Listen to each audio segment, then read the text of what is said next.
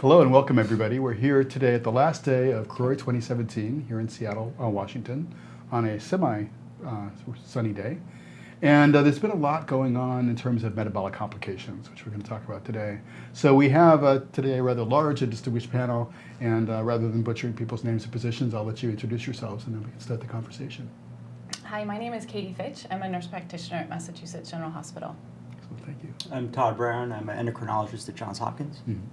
I'm Allison Eckerd. I'm from Medical University of South Carolina. I'm Chris Longenecker. I'm a cardiologist from Case Western Reserve University. Thank you all for joining us today. We appreciate you doing this. So, over the years, there's been more and more focus as people live longer on the metabolic complications of HIV. And they used to be on lipodystrophy and some kind of the older problems, and now we're looking at kind of a newer era of complications and what it means. What stood out for you all this year in terms of what you've seen and learned, and what you presented yourselves, of course? So, jump in as you like. I can start. I think that one of the big focuses this time was that we know that we need to be virologically suppressed with antiretrovirals, that's the best way going forward. But we need to do better with minimizing the gap of all of these other non-AIDS complications such as diabetes and hypertension, and to decrease the risk of cardiovascular disease with decreasing rates of smoking. Mm-hmm. That was a huge focus, I think, this year. Yeah, we just came from a session on that included a large number of cardiovascular abstracts, and one of the take-home message was that traditional risk factors like smoking, cholesterol, high blood pressure really make up the largest population attributable fraction, is what they said. But really these things account for most of the risk, and that HIV-specific things certainly contribute to risk but are less important. So our focus clinically should be on getting people to stop smoking, treating blood pressure, and particularly on statin and treatment of cholesterol. I think we had another abstract suggesting that the statin under prescription rate is still quite high. Those who are eligible by our guideline criteria to receive a statin just are not receiving that. And so I think it's a place where we have the largest bang for our buck, so to speak. Well, certainly I hear a lot from clinicians and patients alike that in the era of managed care, they just don't have enough time. And traditionally, HIV providers focus on the HIV, and they don't have time, and then patients complain, it's like, I have this other stuff going on. My HIV is fine. So how, as clinicians, do you kind of address that challenge in terms of giving patients the holistic patient what they need in terms of treating everything that's going on with them? So I think that from the Carrie Althoff's presentation with the comorbidities, the dyslipidemia, the high blood pressure, and the smoking being important, what that presentation told me is that the screening is just as important, if not more important, than the treatment. So for that analysis, they looked at having this risk factor or not having this risk factor. And so that means that in order to not have the risk factor, you could have never had that risk factor. So it means that we need to be screening people hard and screening people early and prevent people from developing uncontrolled hypertension, prevent them from developing uncontrolled dyslipidemia, prevent them from becoming diabetic, from preventing them to smoke in the first place. And some of those interventions have to happen in the patients that Allison sees who are pediatric patients. Right. So I think that's a really important take-home message in preventing some of these long-term complications is to prevent some of these comorbidities from occurring in the first place. It's important to identify a risk factor that's uncontrolled, of course, and to control it. But we need to be looking at both of these simultaneously. Prevention is always worth the pound of cure. Absolutely. I thought it was really interesting too, just the weight gain too that we saw in the initiation of ART. And so again, the prevention is really important when people start ART to really talk about weight and the potential for weight gain. Right. And I thought it was also really interesting too. And as a clinician, I always talk to patients living with HIV and say, sometimes there are things out of your control like inflammation and immune activation. That's hard as a clinician to say, and so I think today we really learned that there are things in their control that they can modify to improve their risk for heart disease. Yeah. There were a number of abstracts focusing on obesity, weight loss. There was an excellent one where they looked at an internet-based behavioral weight loss program versus something on the internet where it wasn't interactive. And the people that had the automated, personalized feedback lost significantly more weight, and it was only over a 12-week period. So there are things that we can do as clinicians to really drive home trying to improve their comorbidities. Yeah, certainly Yeah. the Fitbit craze in the general population, I think, has really made a big difference for a lot of people. So we need to be applying those interventions to HIV as well. Yeah, I really liked that presentation just because of the way that you can do the intervention. So for people who don't have time to go to the clinic, because we all know that those kind of lifestyle modifications in research and in the clinic are so time consuming, and not everyone can come in, and especially women that I've worked with. So I think that that was a really great potential. Although there weren't decreases in cardiovascular risk, I think over 12 weeks, it's pretty short to see that. It's too short, I think, yeah. As a cardiologist who treats a lot of HIV-infected patients, I think that one of the things that I can sometimes focus on is the statin and the medical treatment. But I think it's very important that many of our patients are leery of starting statins. So we have to also start with talking about exercise and diet. And so I'd love to see more of that at future CROIs. I think I only saw one exercise intervention abstract, and that was a highly kind of controlled experiment. So I think there's a lot that we can do to improve in diet and exercise. And those things, we talk a lot about chronic inflammation in the setting of a suppressed viral load. Those things actually have known effects on inflammation. And so we might be, we think about, pharmacologic methods of decreasing systemic inflammation, but there are non-pharmacologic behavioral things that can be done to decrease systemic inflammation as well. Now, as for the clinicians among you, how does that work in real life when you suggest, diet and weight loss and exercise and so forth? Is that well received, and can you think of ways that you can make it more successful for your patients? It's very challenging. Yeah. I see younger patients, many of whom are overweight, and there's a disconnect between how you are now and decades from now, and that you really do need to work on these things to prevent things from happening later, as you said, prevention.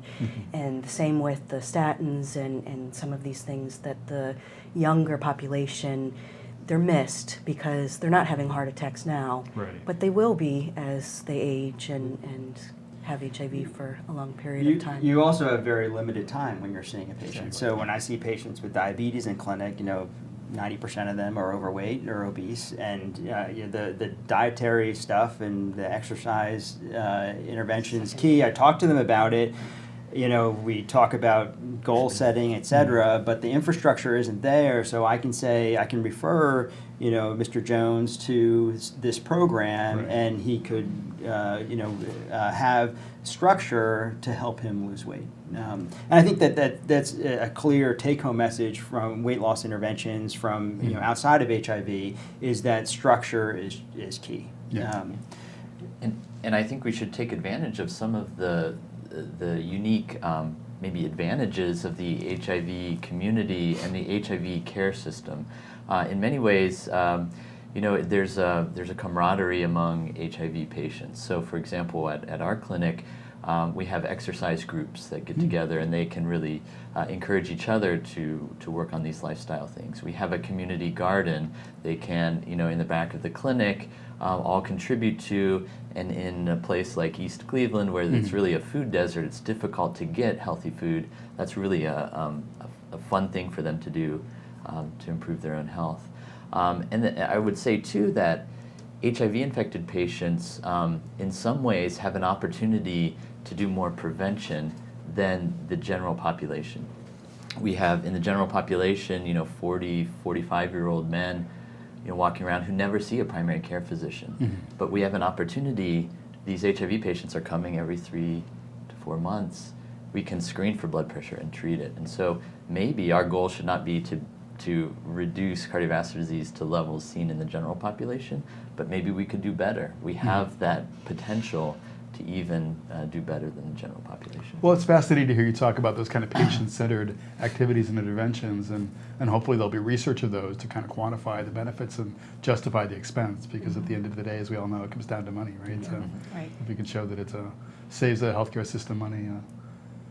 There was actually a poster that showed, I don't know if you noticed that, those patients on ART in programs actually had better control of their diabetes and hypertension compared to HIV negative people and HIV positive people not on ART. So I think it was just because their contact with the clinic. Yep. And that's particularly true in resource-limited settings. Exactly. Yeah.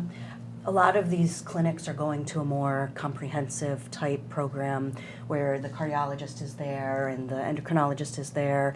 And there was one abstract looking at composite endpoints where it wasn't just was your viral load undetectable, but in the model, what was your systolic blood pressure? Do you have diabetes? And I think it makes a stronger overall health picture for the patients to incorporate that in their thinking at every visit.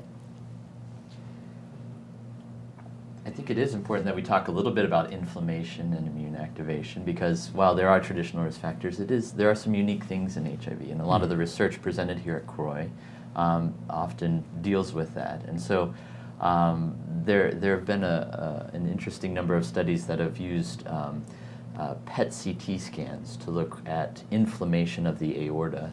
And this morning we heard a presentation from Priscilla Hsu about giving a very strong immunosuppressing drug or inflammation suppressing drug that's used for rare autoimmune disease, and saw that it can actually reduce that inflammation in the aorta. Now the question is, will there be side effects? Even among 10 patients in a pilot study, there was one patient who developed a case of shingles potentially as a result. Yeah. So I think the jury is out on those kind of interventions. And it seems like those kind of interventions, and Chris and I were talking about this yesterday, those kinds of interventions might be best geared towards people at the highest risk. Right. Where you're trying to do everything possible to prevent the second heart attack. But for the average person who hasn't had a heart attack, it's aggressive control of risk factors. And we know that, as we mentioned, there are things that we can do that do decrease inflammation. The exercise does. Smoking cessation decreases inflammation. Mediterranean diet decreases inflammation. So there are simple, cheap things, relatively cheap things that we can do, and you don't have the potential for the side effects of IL-1 beta antibody or methotrexate or. Yeah. There were quite a few people in that study with disease already, right? 20%, she said. So again, the higher risk. But we have to proceed with caution because a lot of these things we don't really know all of the side effects that they're going to have. They may in the end be positive side effects with minimal negative side effects, but it could be a mixed bag. Even statins, may have some negative side effects in the end, and the positive side effects likely will outweigh that, but it's important to know we don't know what all of these things are going to do in the long run. Well, given the accentuated risk in the HIV population of all these comorbidities, has the provider community and the guidelines panels, have they recommended accelerated screening and more aggressive treatment than you would in the general population to help give providers kind of a framework and also insurers incentive to actually cover the cost of those? Yeah, I mean, I think that early on, this has been a saga since it is you well know that since the beginning of highly active antiretroviral therapy, and there are specific guidelines, and I think most clinicians are aware that the screening that their screening guidelines are a little more strict. And there are some peculiarities about some screening, for example, say hemoglobin A1C in HIV-infected people. So I think that's where that's an important target to have the primary care doc really focus on the screening. I think the guidelines they're trying to catch up with that gap. Some of the risk equations and that sort of thing that we've talked about underestimate the risk in HIV, but people are working towards incorporating HIV risk in that as well.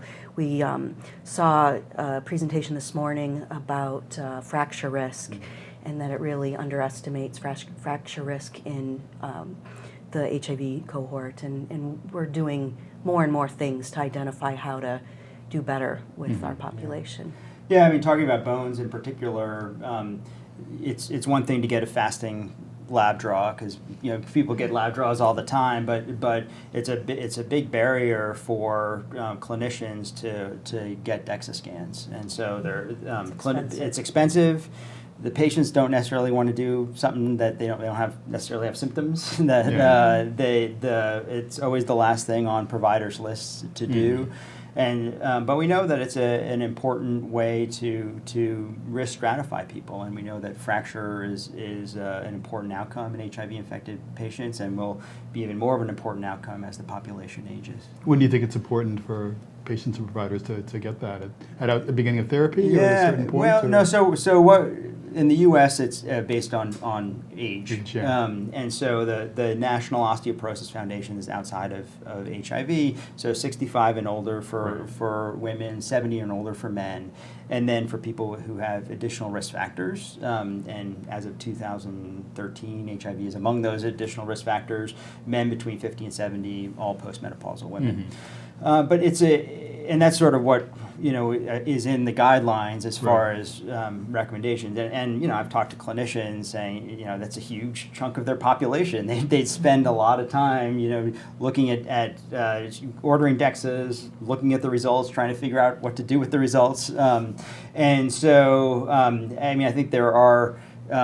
In that age-delimited population, certainly we should be risk stratifying among those. So people who have concomitant hepatitis C, people who have steroids, have been on steroids before, people have a long history of HIV, people low nadir CD4 cell count. So things like that, we can risk stratify and hopefully be targeting the people who would most benefit from if they do have low bone density and intervention. And I would say too, there were a number of abstracts looking at changing from TDF, tenofovir to TAF, which we've already shown that bone improves and renal parameters improve. This CROI focused a little bit more on lipid changes and cardiovascular risk, and TAF does have an increased amount of LDL and total cholesterol and HDL cholesterol compared to TDF, but the ratio is actually the same in the end, and HDL could be protective. So I think given the better parameters with bone and renal, that TAF really is going to be at least neutral in the cardiovascular realm. And maybe with time, it might even show to be a little bit better with the HDL increase. I don't know if you want to. Yeah, no, I agree with that. I think it is important we talk about the ART drugs and those effects as well. I'm curious what the others think about the results from the DAD study to suggest that darunavir boosted with ritonavir is maybe associated with a higher cumulative risk of myocardial infarction over time compared to atazanavir or ritonavir. I find it interesting. Do you think it's confounded by something, or do you think it's real? I think time will tell. Yeah. I mean, I think it. When we did a sub-study of people initiating antiretroviral therapy on tenofovir FTC, and they were randomized to either boosted darunavir, boosted atazanavir, or raltegravir, and looked at carotid IMT over 144 weeks, and we were scratching our heads initially at the results. So the fastest progression was in the darunavir arm, the slowest progression was in the atazanavir arm, and raltegravir was somewhere in the middle. And so these results with darunavir sort of mirror those IMT results. And then there are other data suggesting that maybe there's some protective effect of the hyperbilirubinemia of atazanavir. Now, where to go with the atazanavir data is unclear. My thinking in seeing some of these data being presented over the last few months about atazanavir is, I wouldn't think switching to atazanavir for primary prevention is a good thing. But if the patient needed to be on a PI, atazanavir might be a better choice. And then if for secondary prevention, if you're trying to do everything you can to decrease the person's cardiovascular risk and they need to be on a protease inhibitor, maybe atazanavir is the way to go. But it's hard to know exactly what to do with that data. Some of these little changes in these abstracts, as a patient, it's not worth probably getting caught up in these tiny little changes. For example, we had a session on Tuesday where raltegravir looked like it showed increased weight gain, but then it improved some of the liver, fatty liver markers. So as a patient, I think it would be very difficult to know what to do. Yeah.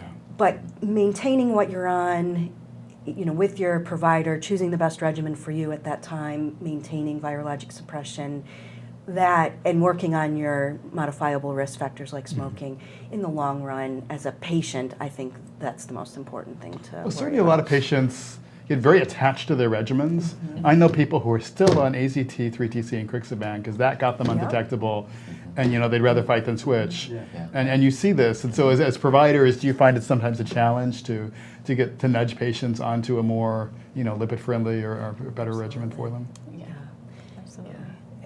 Likewise, I have patients who are still, they're 25 and have been on nevirapine for 25 years Right. and won't switch. And if that works for them and they've done what they can to maintain virologic suppression, I work with those patients because, as you said, they are very attached, and if that's what's going to allow them to take their medicine every day, it's worth just keeping them on the regimen that they're on. Although a lot of patients, I can convince them to switch. I think the biggest switch recently has been from Stribild to Genvoya. And I haven't had that much pushback in most of my patients. Every time you change regimens, there's always a risk of new side effects or virological failure, and people are worried about that.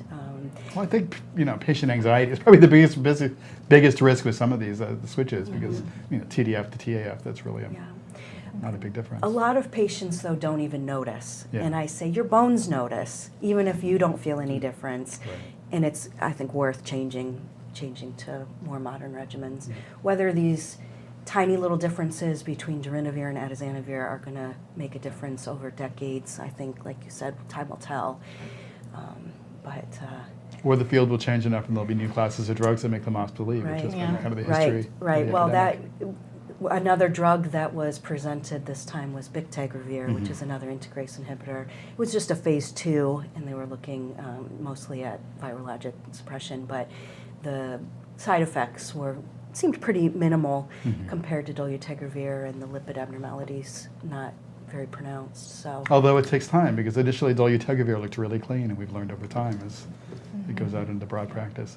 The one from a comorbidity management standpoint, the bictegravir is going to be an advantage over COBI-based regimens because it is tough to deal with some of these drug interactions. I mean, just the statin interactions can sometimes be very difficult to deal Especially as they get older and polypharmacy becomes an issue. Absolutely. Great. Well, I'd like to thank you all today. We've come to the end of our time, but thank you so much for joining us, and I'll let you get back to the conference and learn more, and look forward to hearing what you have to say next year. Great. Thanks. Great, thank you so Thank you. much.